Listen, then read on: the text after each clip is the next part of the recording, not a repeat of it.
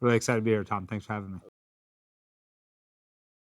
Sure. My story is a very New York story. So, a child of immigrants, my parents came from India to Rochester and studied for several years, and then they ended up in the Midwest, and then actually came back to New York. And what's kind of interesting, maybe your viewers would find this interesting, we actually have a joint family. So, my in laws and my parents live on the same block.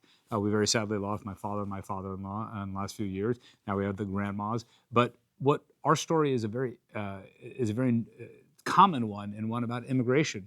And the reason I'm in this race is that a year ago, my 83-year-old, now widowed mother, uh, who's been a citizen for 45 years, been in this country for 55 years, asked me if she could be deported and denaturalized by Trump's ICE. And that's the America we have right now. And I couldn't stand for that. So I decided to jump into this race, not only to fight Trump's authoritarianism, but to fight this affordability crisis that is absolutely choking the entire state and, of course, here in the capital region as well. Yeah, so one of the biggest issues that I work on is utility rates. So I know National Grid, the bill just kind of keeps going up and up and up, even though you're using the same amount of electricity. The comptroller is the natural watchdog, the natural cop on that beat who should be auditing the Public Service Commission, should be put, and I have put out a 5-point plan. I was the first and only candidate in this race to do so. Tom DiNapoli has been asleep at the switch, literally. He has not ever audited the Public Service Commission in any meaningful way. And that office is the office, Tom, that should be that should be getting ratepayers' backs. Right now, we have these big tech companies building these AI data centers, and they're making the ratepayers pay the bills for these big tech companies. I'm glad to see the governor actually adopted a proposal we put out there, which was to say that the AI data centers need to pay their own fair share. So that is energy prices is a huge priority of mine. And the second thing is around ICE and immigration, which I opened with. Tom DiNapoli, right now, we released a report this week, has doubled his investment in Palantir. That is a software company you may know, your viewers may know, which is tracking and doing data mining. And it was actually new reports are coming out every day that Palantir is the backbone of the ICE deportation machine.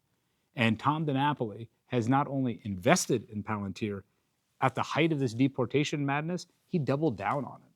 So here we have an incumbent who's been a politician longer than I've been alive, and I'm 50. And he is not only out of touch with how New Yorkers are living their lives, being in Albany for 40 years, in the legislature, and of course being in that office, but frankly, not responding to the concerns of where Democratic primary voters are right now. Sure. Yeah.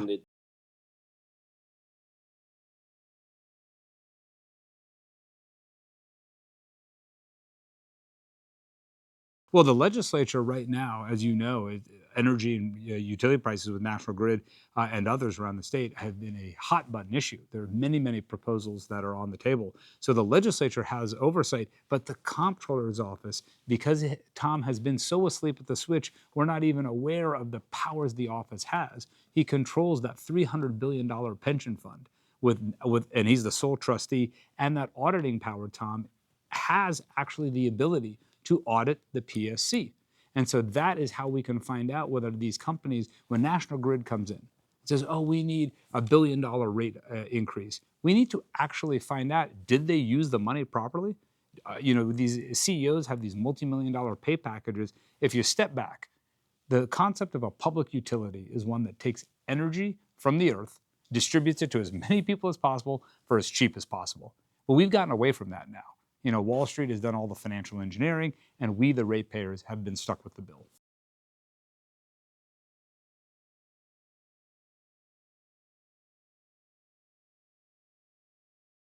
Powers.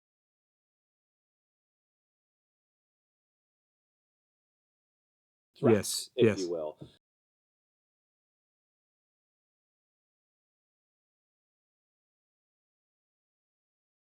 Yes, and so the line I appreciate you saying is that Donald Trump's inventing powers he doesn't even have, and Democrats aren't using the powers we do have. Right. So I think that You here. said it better than I did. did. Yeah, well, thank you. I appreciate the prompt. Yeah. Thanks for teeing that up. Yeah.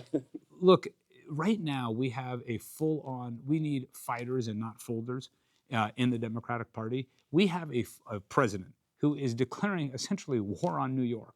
taking money away, willy-nilly just doing, obviously, the ICE agenda terrorizing our immigrant friends and neighbors. So we need every ounce of power that elected officials have to join this fight. So yes, Palantir is a wonderful example of how we could do that. And look, there is some legislation proposed by Michael Lasher that says if Donald Trump keeps stealing money from New York, we should be withholding money from the federal government. That's the way he plays. We need to also consider doing the same thing. So that comptroller's office, which can audit every wasteful penny that is spent in the state of New York, that's the power of that office, and Tom isn't doing it. Yes, please. Yeah, like that. But what basically would be your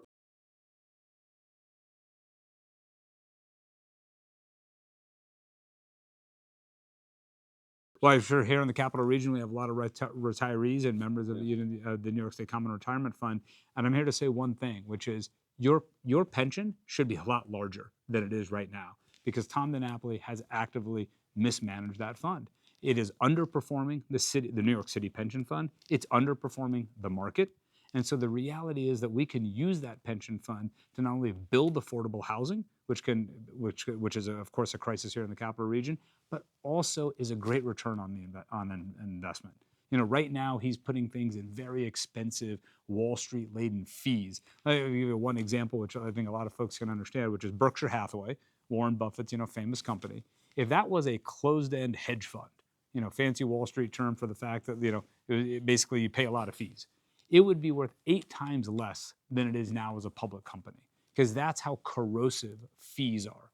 And Tom DiNapoli is spending billions of dollars a year on Wall Street managers that aren't giving return to the pensioners. So if we actually manage the money more actively and spent it on the priorities that New Yorkers care about, that actually help us with childcare, help us with housing, help us with energy and utility rates, we would have a much more thriving state.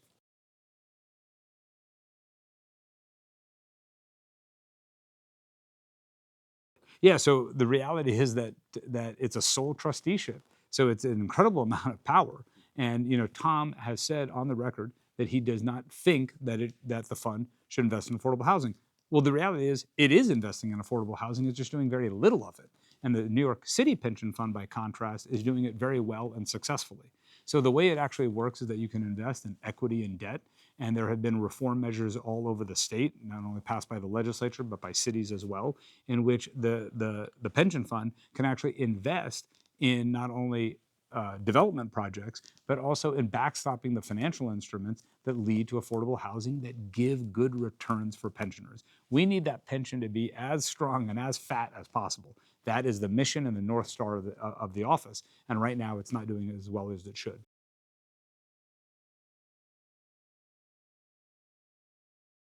In what sense? No, I'm sorry. In what sense? What are you saying?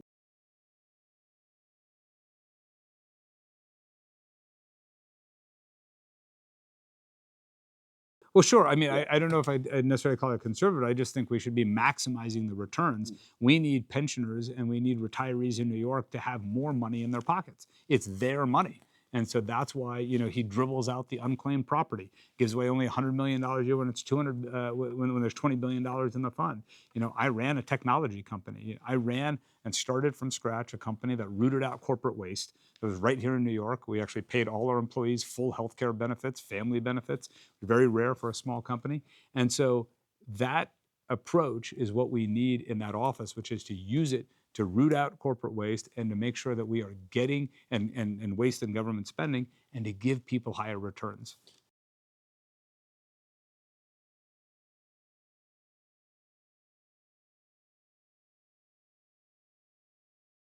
Sure.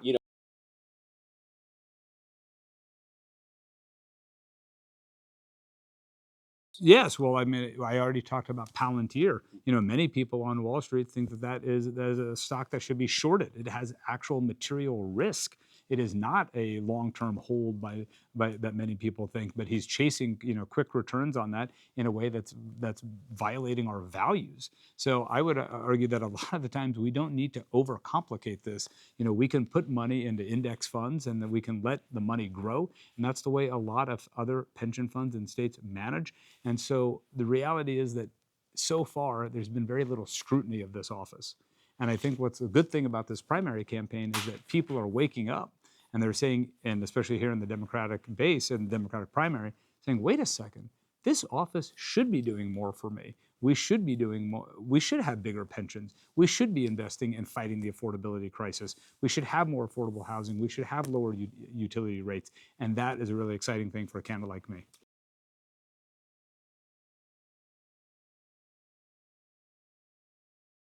Sure, sure. Sure. Right?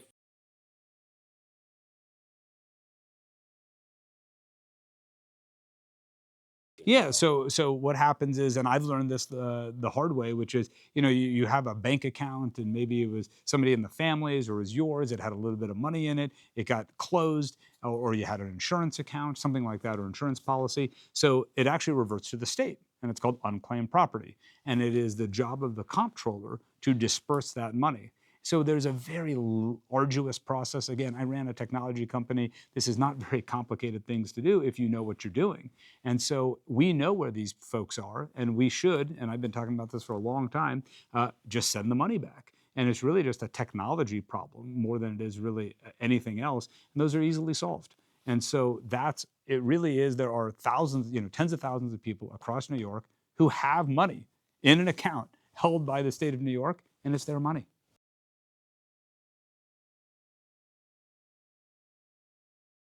Right? Sure.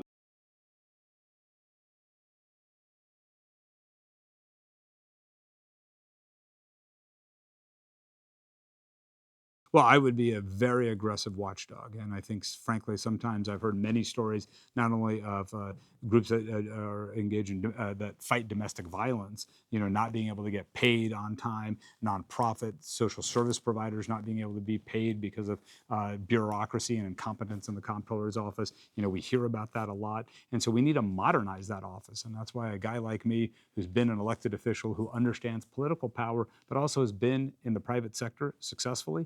That is a great combination to make sure that we modernize that office and make sure that it works for the people. So I would look over every state contract, find every penny where we can that is wasteful, and make sure that we're using it in the most efficient way for the people of New York. There's one story that really, one of the things that motivated me to run, which is, there's in the shelters in New York City, there's a lot of graft where there is just, frankly, double billing and padding and so on. And the state knows about it, and there's report after report, but those reports just sit there. I mean, go to Tom's website, go try to find these reports. You got to go through 25 clicks to find some report, and there's nothing that actually happens from it. So one of the things that is a big focus of mine, and when I'm comptroller, will be action, which will say when there is an audit and when there is waste, not only will we find it, we will work with the stakeholders to make sure we fix it.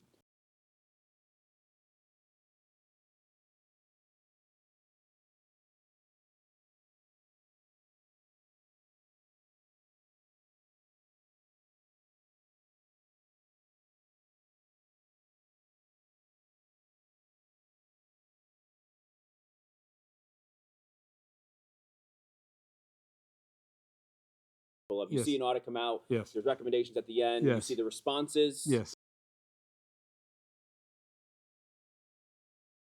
Yes. And who do you I'm so glad you asked that, Tom, because that really is at the heart of this campaign, which is when you've been in office as long as Tom DiNapoli has, and you have that mindset. When you think, he first got this job a long time ago, he's appointed to it, he doesn't have that vision and that ability to action things for New York, for New Yorkers. And so, I've been at forums with him, and he'll say things like, well, that's really the job of someone else.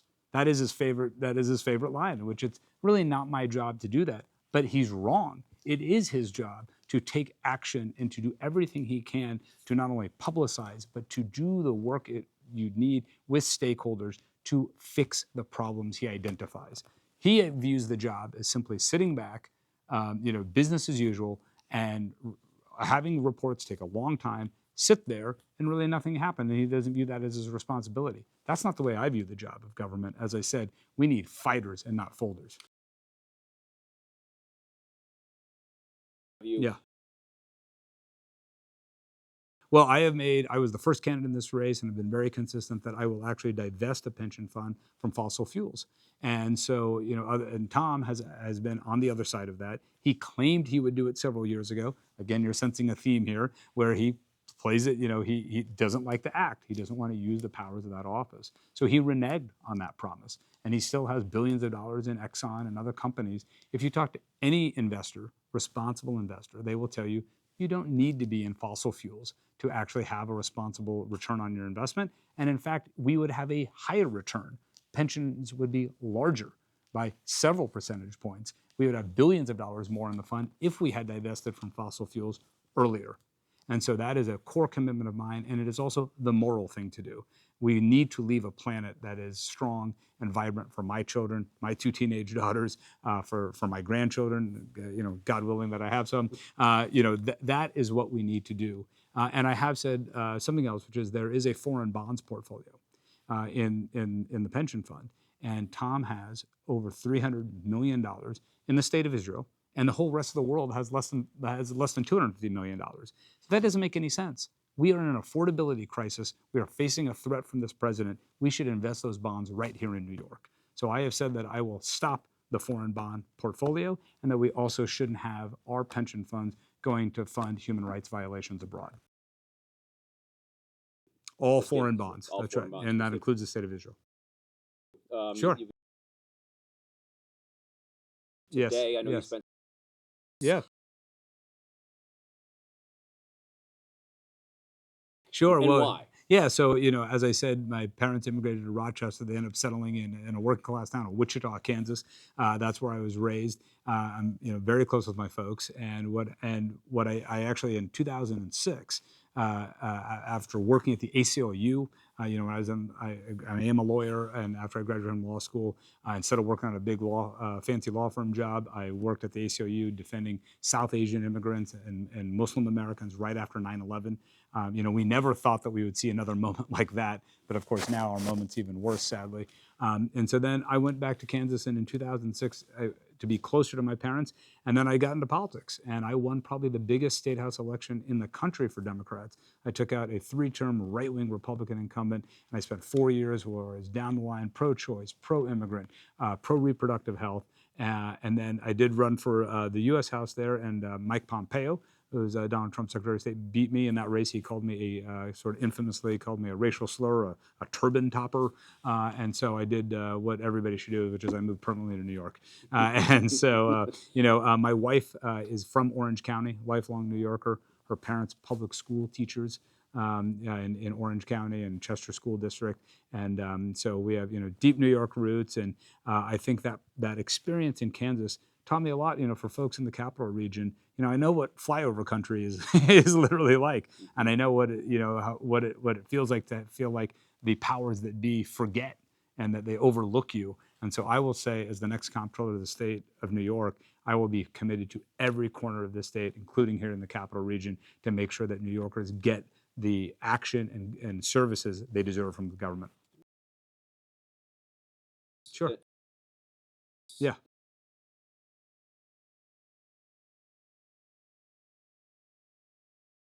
Yeah.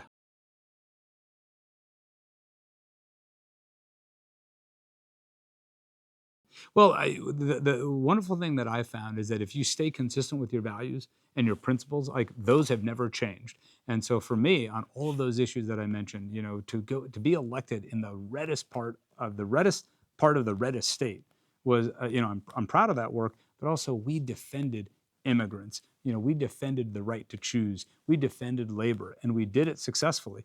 Some of the language and the context is obviously a little bit different than that was, 15, 20 years ago, but the core principles are what endures. And that is why, New York's very, very, comfortable. It's where, we're going to be until the end. And as I mentioned, it's where we're raising our daughters in a joint family.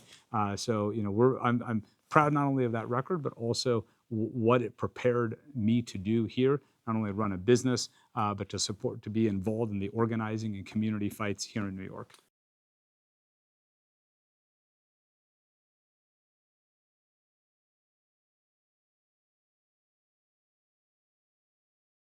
No, I think, here's the thing. as I said, our family story begins in New York. I first lived in New York over 30 years ago.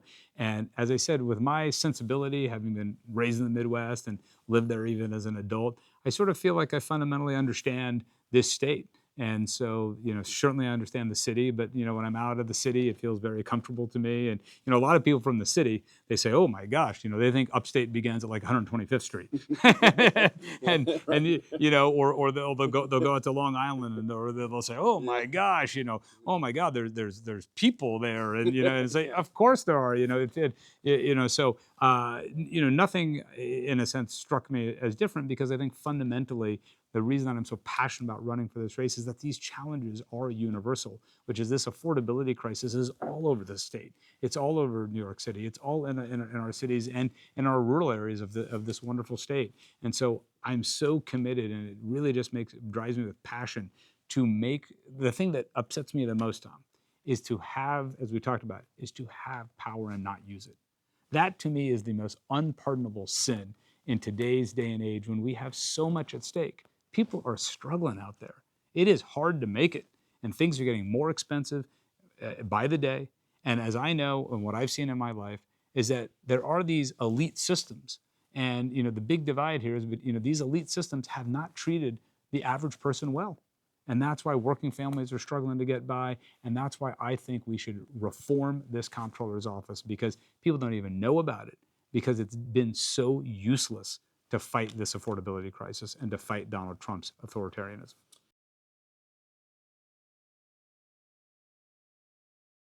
To the Yeah, primary sure. earlier, Yeah. right? Yeah. The love of safe. Yes. Oh, easy answer, which is the reason why New York is home and feels so natural is that it is the most diverse place where everybody, we all have to, especially in a place like New York City, where you have 8.5 million people in a small amount of space. But every time around this great state is the diversity of people that all want to be here. And that is, you just can't get that anywhere else. And I have lived other places, and nothing is like New York, the entire state, and that is what draws our family to New York. And it's why, again, my wife has been a lifelong New Yorker. She really couldn't. Let's just say she's very happy to be in New York, and so it's why we raised our children here. I have said that I want my children, my two daughters, to leave New York for a bit. I'm very confident they're going to come back home, but they can see a little bit of the rest of the country and the rest of the world, but then they get back home to help improve New York. Raj Goyle, thanks so much for your time. Appreciate it. I really appreciate it, Tom. Thank you.